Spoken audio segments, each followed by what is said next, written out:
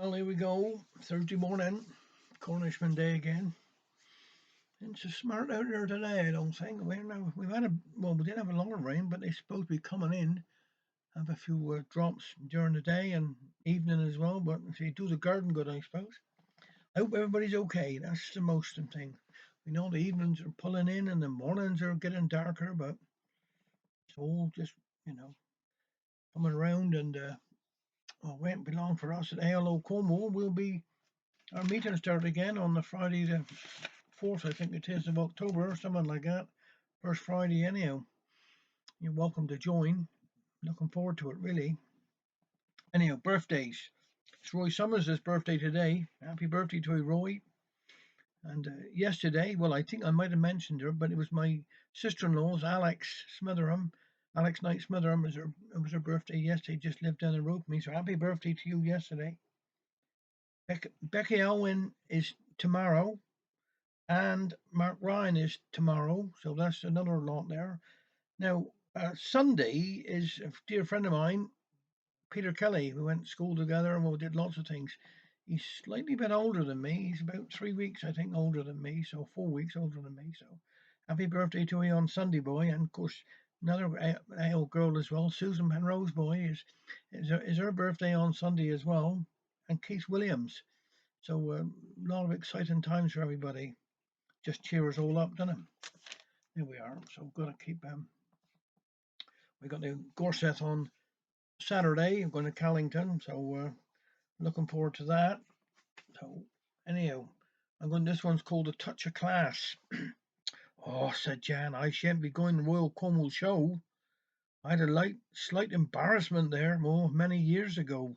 See, I met this here widder woman, and for reasons vague to me, she rolled her eyes all sexy like and asked me round for tea. She had a drop of royal blood back somewhere down the line, and a snooty way of talking, and her name was Blanche Devine. Her clothes was fine and fancy, from her high heels to her top. She had more fur and feathers than a taxidermist shop. Well, we had this tea at her place, all vol au and trade. You couldn't drink out your saucer for the mess you might have made. She said, "Oh, you're very agricultural," and she showed me to the door. "You shall take me to the show," she said. "I've never been before." So the chauffeur come next morning in his oversized saloon. He had more space between the seats than mother's living room. And she had this hat with plumage like a rooster on the craw, and a thing around her shoulders held together with a claw. Well, we went off to Weybridge and we walked around a while. I was on my best behaviour with a gentlemanly smile. I walked in all the puddles just to leave her in the dry, and every time she spoke I'd say, "How splendid," I'd reply. So grand was her performance, so impressed was she, I had visions of a knighthood or a castle by the sea. Then we reached the poultry section, and I lost her in the queue. Well, with all her plumes and feathers, 'twas foolish thing to do. I took an hour to find her, but I wish I never had.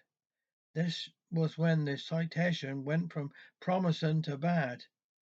The situation went from promising to bad. She was leaning across his table on a Get Rhode Island Red, and one of they there judges slapped a ticket on her head. "How dare you, sir?" she shouted. "And what on earth was that?" "You've just won second prize," I said, "but the feather's on your hat." Oh, if I hadn't started laughing, then I might have been all right. But she turned on me with words I thought was rather impolite. Then Willie John, the poultry judge, came over with a grin. When I saw the mischief in his eyes, there was no way I could win. He looked at Blanche and back at me, then shook his head and cursed.